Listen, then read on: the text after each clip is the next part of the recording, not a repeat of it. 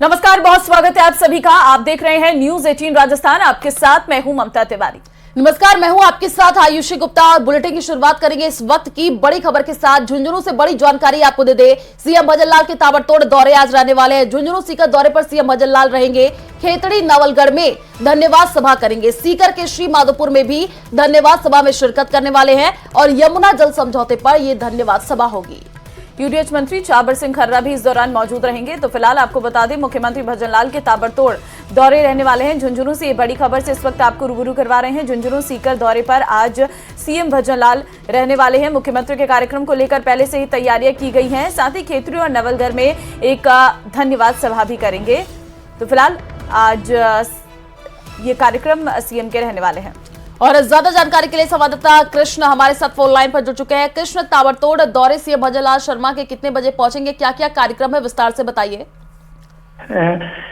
जी, मैं आपको बता दूं कि आज सुबह के सीएम भजनलाल शर्मा झुंझुनू जिले के दौरे पर रहेंगे और जो झुंझुनू के खेतड़ी नगर और जो नवलगढ़ है वहां पर यमुना के पानी को लेकर जो गत दिनों हरियाणा से एमओयू हुआ था उसको लेकर धन्यवाद सभा को संबोधित करेंगे। और सीएम का सुबह 10:30 बजे खेतड़ी नगर के नेहरू मैदान में पहुंचने का कार्यक्रम है। ये यहाँ पर वे धन्यवाद सभा को संबोधित करेंगे। इसके बाद सीएम है दोपहर 12 बजे नवलगढ़ के पोदार पवेलियन में पहुंचेंगे और वहां पर यमुना जल समझौते को लेकर धन्यवाद सभाओं को संबोधित करेंगे। फिर यहां से वे श्री माधोपुर विधानसभा क्षेत्र के कल्याणपुरा के लिए प्रस्थान करेंगे।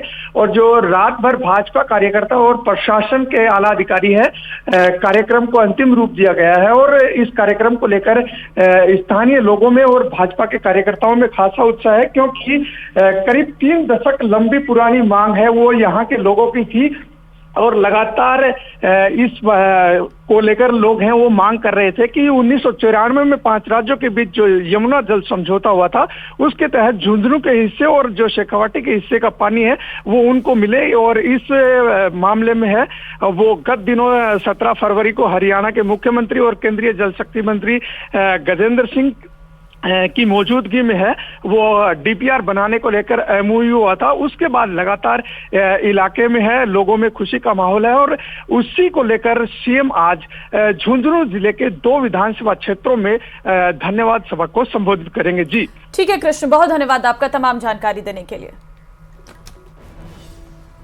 और चलिए आगे बढ़ते हैं, बात कर लेते हैं राहुल गांधी की न्याय यात्रा को लेकर, क्योंकि आज धौलपुर में कांग्रेस की भारत जोड़ो न्याय यात्रा पहुंच रही है और प्रदेश कांग्रेस कमेटी की तैयारियां जोर शोरों पर हैं। प्रभारी रंधावा, पीसीसी चीफ डोटासरा तैयारियों में जुटे हैं।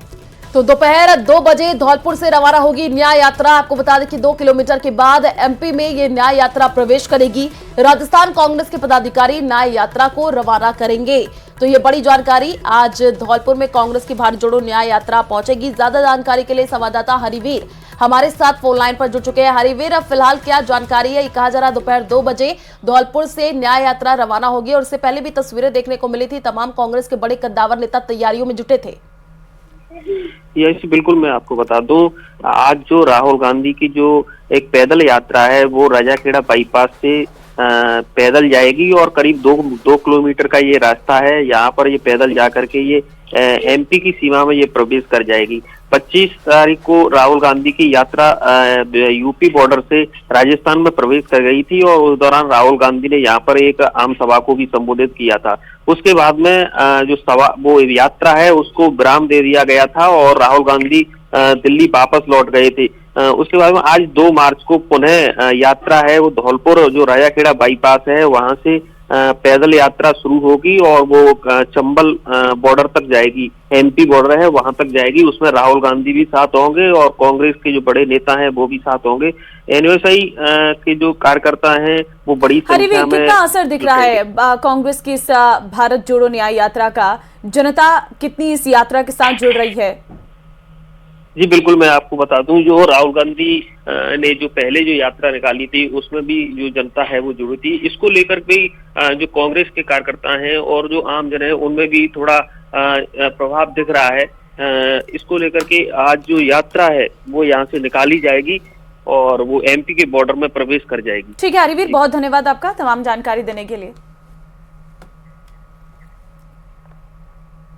तो सीएम भजनलाल शर्मा ने एक बार फिर पूर्व सीएम अशोक गहलोत पर निशाना साधा है। सीएम भजनलाल शर्मा ने कहा कि कांग्रेस की सरकार में सिर्फ झूठी घोषणाएं ही हुई थी। साथ ही उन्होंने कहा कि पिछले 5 सालों में कांग्रेस की सरकार होटल से चली है। सुनिए क्या कहा सीएम ने। गहलोत साहब, मैं आपसे पूछना चाहता हूं, आप कह रहे हैं कि सरकार किस तरह से चल रही है। मैं आपको कहना चाहता हूं और इस महाबली की धरती से आपको कह रहा हूं, आपने 2019 के बजट में यहां की महाविद्यालय की घोषणा की थी बनाने की। आपने 2020 के घोषणा में बजट में आपने घोषणा की थी, और अगर ये बना है तो माननीय सांसद और विधायकों ने मिलकर के प्रधानमंत्री योजना से इस महाविद्यालय को बनाने का काम किया है। बीएमडीसी की योजना से बनाने का काम किया है। मैं आपसे कहना चाहता हूं, अगर आपको पता नहीं हो तो आपकी बजट घोषणा पढ़ लीजिए और जनता को जवाब दे दीजिए। गहलोत साहब, आज आपको मैं इस मामले से और कहना चाहता हूं, आप अपना घोषणा पत्र पुराने निकाल लीजिए। आपने कितनी झूठी घोषणाएं की थी और आपने अमली जामा कितनों को पहनाया। ये मोदी जी की गारंटी है। आपकी गारंटी क्या है? आप कहते हैं गारंटी का सब हमसे लिया है। देखिए, जयपुर की लोकसभा सीटों पर पार्टी की जीत का सिलसिला बरकरार रखने के लिए बीजेपी के कार्यकर्ताओं की तैयारियां परवान पर हैं। पार्टी ने कार्यकर्ताओं के प्रशिक्षण से लेकर अभियानों की रफ्तार को और तेज करने का ऐलान किया है। तो जयपुर ग्रामीण के लोकसभा संयोजक और पूर्व विधायक निर्मल कुमावत, जयपुर उत्तर के जिलाध्यक्ष श्याम शर्मा, जयपुर दक्षिण के जिलाध्यक्ष राजेश गुर्जर ने यह दावा किया कि जयपुर की जयपुर शहर, जयपुर ग्रामीण, दौसा, अजमेर और सीकर लोकसभा सीटों के लिए कार्यकर्ता पूरी ताकत से जुटने को तैयार हैं। बूथ और शक्ति केंद्रों से जुटे सभी कैंपेन पार्टी ने पूरे कर लिए हैं। देखिए, पूरी जनता माननीय नरेंद्र मोदी जी की सरकार को तीसरी बार लाना चाहती है, और भारतीय जनता पार्टी के हमारे जयपुर ग्रामीण की जो टीम है, पूरी कोर टीम है, हमारे सह प्रभारी विमल जी हैं, हमारे जिला अध्यक्ष भाई राजेश जी हैं, श्याम जी हैं, हम सब बैठ के रणनीति बनाई कि किस प्रकार चुनाव की कोर कमेटी बनेगी, संचालन समिति बनेगी, और आगामी दिनों में जो भारतीय जनता पार्टी के राष्ट्रीय स्तर के हमारे अभियान हैं उनको किस प्रकार गति दी जाए, हर कार्यकर्ता तक, हर आम जन तक, लाभार्थी तक हम पहुँचें, और ताकि लोकसभा चुनाव की घोषणा से पहले हम बहुत ज़्यादा तैयारियाँ कर लें। निश्चित रूप से गांव-गांव, ढाणी-ढाणी तक भारतीय जनता पार्टी का संदेश पहुंचे, इसके लिए भारतीय जनता पार्टी का प्रत्येक कार्यकर्ता प्राणपण से जुटा हुआ है, और अब की बार 400 पार ये लक्ष्य लेकर के हम सब लोग कार्य कर रहे हैं। चारों की चारों लोकसभा भारतीय जनता पार्टी पूर्ण बहुमत के साथ में अच्छी तादाद संख्या में वोटों से जीतेगी। और अपने तेवर के लिए चर्चित शिक्षा मंत्री मदन दिलावर का एक अलग और अनदेखा रूप देखने को मिला है। सीकर में शिक्षा मंत्री मदन दिलावर ने मंच पर एक शिक्षक के चरण स्पर्श करके नजीर पेश कर दी है। क्या थी वजह, देखिए इस रिपोर्ट में।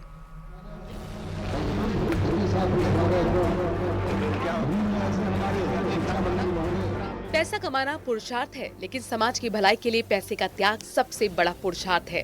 तभी सूबे के शिक्षा मंत्री ने भामाशाह टीचर अनीता चौधरी के चरण स्पर्श किए। उन्होंने कहा कि ऐसे शिक्षक जो अपनी पूरी सैलरी बच्चों के भविष्य पर खर्च करते हैं, वो मां सरस्वती का स्वरूप होते हैं। दरअसल शुक्रवार को शिक्षा मंत्री सीकर जिले की दोद विधानसभा पहुंचे थे। भजनलाल सरकार को पर्ची की सरकार कहने के लिए मदन दिलावर ने पीसीसी चीफ गोविंद सिंह डोटासरा पर तंज कसा। जवाब देगी। डोटासरा जी सही कह रहे हैं कि बाहर रहकर रूप से कोई परेशान हो गए और उनको खाने को भलाई नहीं मिल रही है, इसलिए हल्ला कर रहे हैं। उससे कोई अंतर नहीं आता है। ये भजनलाल जी की सरकार है, निरंतर सब लोगों को साथ लेते थे, सबके विकास की चर्चा करते, विकास करते हुए आगे बढ़ेंगे। आरोपों पर पलटवार का ये शिक्षा मंत्री मदन दिलावर का अपना तरीका है। बात भी कह दी और मर्यादा का भी ध्यान रखा। कांग्रेस पर करारा प्रहार करने के साथ ही शिक्षा मंत्री ने लापरवाह शिक्षकों को एक बार फिर चेतावनी दी और नहीं सुधरने पर अंजाम की चेतावनी भी दे डाली। और इस काम में शामिल लोगों के खिलाफ सख्त कार्रवाई करेंगे, चाहे कितना भी बड़ा आदमी हो, चाहे कितना भी किसी का भी कोई भी सिफारिश हो, कुछ भी हो। धर्मांतर लव जिहाद का अड्डे हम विद्यालयों को नहीं बनने देंगे, नहीं बनने देंगे। मदन दिलावर ने कहा कि कोई भी शिक्षक विद्यालय में पूजा पाठ और नमाज नहीं करेगा। शिक्षा मंत्री मदन दिलावर ने फिर दोहराया कि पिछले 5 सालों में किसी टीचर पर दुराचार या रेप का आरोप हो तो उसकी अवैध संपत्ति चिन्हित कर उस पर बुलडोजर चलाया जाएगा। हमने पहले भी कहा, भी कर रहा हूँ, शिक्षक हमारे बहुत सम्मानीय हैं, माननीय हैं। कुछ लोगों ने इसको बदनाम किया है, उनके खिलाफ सख्त कार्रवाई कर दिया है। जो करते हैं जो करते हैं। शिक्षा मंत्री मदन दिलावर बेपटरी हो रही शिक्षा व्यवस्था को सुधारने में दिलोजान से जुटे हुए हैं। आए दिन वो प्रदेश के स्कूलों का औचक निरीक्षण करते हैं, लापरवाहों को आगाह भी करते हैं। न्यूज़ 18 राजस्थान के लिए सीकर से संदीप कुमार की रिपोर्ट।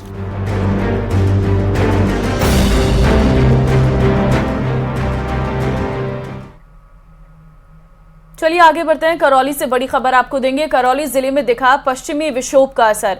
जिले में छाए हैं घने कोहरे और बादल, साथ ही रात भर बूंदाबांदी का सिलसिला जारी रहा। बारिश ने किसानों की टेंशन को बढ़ा दिया है। सरसों की पकी फसल में नुकसान का अंदेशा जताया जा रहा है। तो रात भर बूंदाबांदी का सिलसिला जारी रहा। बारिश ने किसानों की टेंशन को बढ़ा कर रख दिया है।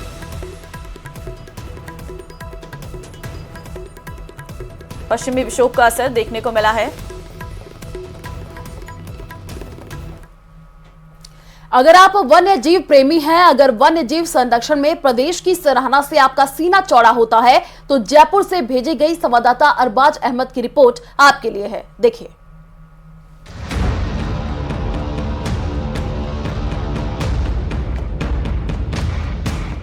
वन्य जीव संरक्षण में प्रदेश का बढ़ा मान, रिकॉर्ड बना रहा सरिस्का टाइगर रिजर्व।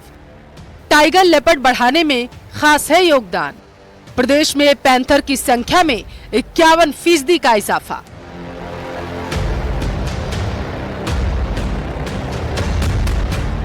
जंगल का सबसे चतुर शिकारी, आप इसे लेपर्ड, तेंदुआ और बघेरा के नाम से भी जानते हैं। आकार प्रकार भले ही शेर, बाघ और जगुआर से छोटा हो, लेकिन इसकी एकाग्रता लाजवाब है।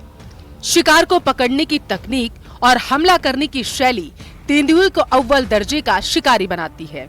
खास बात यह है कि प्रदेश के जंगल इस माहिर शिकारी को खूब रास आ रहे हैं। ये हम नहीं बल्कि NTCA यानी कि national tiger conservation authority of India ने कहा है। भारत में लेपर्ड की संख्या पर NTCA के जारी आंकड़े इस बात पर मोहर लगा रहे हैं कि NTCA के मुताबिक राजस्थान में लेपर्ड की संख्या में इजाफा हुआ। साल 2018 में 476 लेपर्ड थे, जो 2022 में बढ़कर 721 हो गए। सबसे ज्यादा पैंथर की संख्या सरिस्का में दर्ज की गई। यहाँ पर 269 पैंथर हैं। दूसरे नंबर पर रणथंभौर, यहाँ 167 पैंथर हैं। जबकि मुकुंदरा में 99 पैंथर पाए गए हैं। कैला देवी, कुंभलगढ़, शेरगढ़, भैंसरोडगढ़ में पैंथरों की अच्छी ग्रोथ दर्ज की गई। NTCA के मुताबिक प्रदेश में पैंथर की तादाद में अच्छी ग्रोथ दर्ज की गई। हालांकि 3907 पैंथर की संख्या के साथ मध्य प्रदेश देश में सबसे ज्यादा पैंथर वाला राज्य है। बहरहाल राष्ट्रीय स्तर पर जिस तरह राजस्थान को सराहा गया, ये वाकई काबिले तारीफ है। उम्मीद की जानी चाहिए कि जिस तरह से ये जो आंकड़े बेहतर आए हैं, इन्हें संजोए रखने के लिए और बेहतर माहौल मुहैया कराने के लिए और अच्छी योजनाएं लाई जाएंगी, क्योंकि राजस्थान का जो आवास है और हैबिटाट है वो बेहतर होता नज़र आ रहा है। वन्य जीवों की तादाद बढ़ती हुई नज़र आ रही है। ऐसी स्थिति में राजस्थान के वन विभाग को चुनौतियां भी झेलनी होंगी, क्योंकि जीव बढ़ेंगे तो जाहिर सी बात है इंसानों से उनका टकराव भी बढ़ेगा और उनके संरक्षण के लिए सही दिशा में कदम उठाने भी ज़रूरी होंगे। कैमरा पर्सन अविनाश के साथ में अरबाज अहमद, न्यूज़ 18 के लिए जयपुर से। किताबों की दुनिया को पसंद करने वाले पुस्तक प्रेमियों के लिए जोधपुर में इन दिनों किताबों का मेला लगा हुआ है, जहां लोग पहुंच रहे हैं और अपनी पसंद की किताबों को खरीद रहे हैं। देखिए।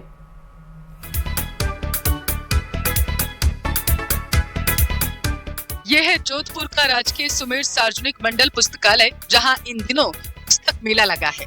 किताबें पढ़ने का शौकीन रखने वाले लोग यहाँ पर बढ़ चढ़ कर आ रहे हैं। पुस्तक संस्कृति को बढ़ावा देने के मकसद से इसका आयोजन किया गया, जिसमें निजी और सरकारी सभी तरह के प्रकाशन को शामिल किया गया। हमारे जो पाठक पुस्तकालय से छिटक गए हैं, आज जो ये मेला जो यहाँ आयोजित हुआ है, पुस्तक मेला आयोजित हुआ है, तो ये उनके लिए आकर्षण का केंद्र बना है। और पाठक, मुझे आशा है कि इस मेले में प्रदर्शित पुस्तकों से प्रभावित होकर के पुस्तकालय की ओर लौटेंगे। शाश्वत है कि पुस्तक मनुष्य का सबसे बड़ा मित्र होती है। बदलते वक्त के साथ लोग इंटरनेट पर ही किताबें पढ़ने लगे। बावजूद इसके किताबों को लेकर लोगों में दीवानगी अब भी कम नहीं है। जोधपुर के पुस्तक मेले में अलग अलग विषयों की किताबें मौजूद है, जिन्हें खरीदने के लिए लोग पहुंच रहे हैं।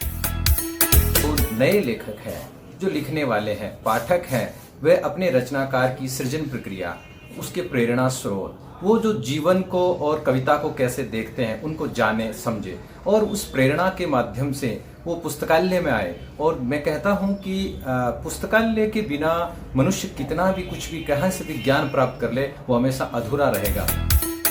पुस्तक मेले में अलग अलग पब्लिशर्स ने विभिन्न विषयों पर अपने श्रेष्ठ प्रकाशन को प्रदर्शित किया, लेकिन कला, संस्कृति, साहित्य, धर्म, विज्ञान के साथ साथ वैदिक रीत रिवाज और कालखंड से जुड़ी पुस्तकें इस मेले को और खास बना रही हैं। रंजन दवे, न्यूज़ 18, राजस्थान।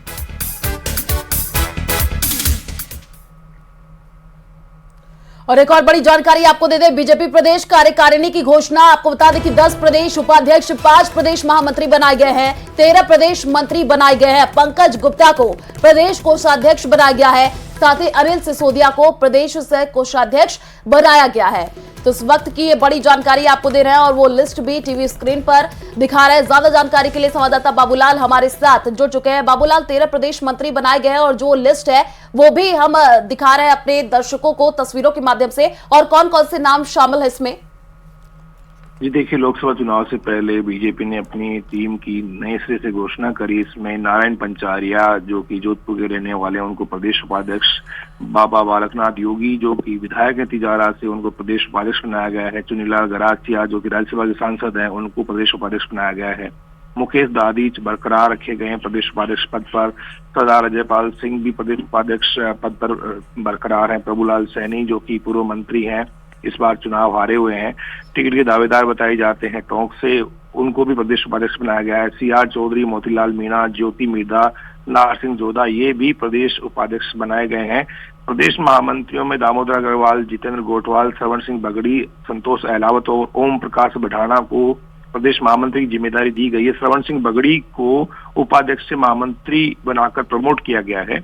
और जो प्रदेश मंत्री हैं उनमें विजेंद्र पूनिया बरकरार हैं, वासुदेव चावला, पिंकेश पोरवाल, भूपेंद्र सैनी, डॉक्टर महेंद्र कुमावत जो महामंत्री थे, उनको प्रदेश मंत्री बनाया गया है इस नई सूची में। अनंत राम बिश्नोई, सांवला राम देवासी, अनुसुईया गोस्वामी, अजीत मांडन, स्टेफी चौहान, ये नई एंट्री है। दलित नेत्री है नागौर जिले की स्टेफी चौहान, इनको पहली बार प्रदेश टीम में जगह मिली है। मिथिलेश गौतम, ये पहली बार प्रदेश टीम में हिस्सा बन रहे हैं। आईदान सिंह भाटी, ये जैसलमेर के रहने वाले हैं और टिकट के दावेदार थे पहले। इनके पिता जो हैं वो MLA रह चुके हैं पोखरण से, तो उनको भी मौका दिया गया। अनीता कटारा पूर्व विधायक है, उनको भी प्रदेश मंत्री बनाया गया है। और पंकज गुप्ता को कोषाध्यक्ष और अनिल सिसोदिया, जो कि कोटा के रहने वाले, उनको सह कोषाध्यक्ष बनाया गया है। तो लोकसभा चुनाव में नए सिरे से पार्टी के कार्यकर्ताओं को नए जिम्मेदारियां देकर बीजेपी चुनावी रण को फतेह करना चाहती है, इसलिए नए सिरे से CP जोशी ने नई टीम बनाई है। कुछ नेताओं को एंट्री दी गई, इसमें ज्योति मिर्धा संगठन में अब जो है वो प्रदेश उपाध्यक्ष होंगी। और इसके साथ बिल्कुल बाबूलाल, मैच कुछ ही दिन बाकी है लोकसभा चुनाव में और उससे पहले यहाँ पर 13 प्रदेश मंत्री बनाए गए हैं। एक नई जिम्मेदारी अलग अलग लोगों को मिली है। शुक्रिया तमाम जानकारी साझा करने के लिए।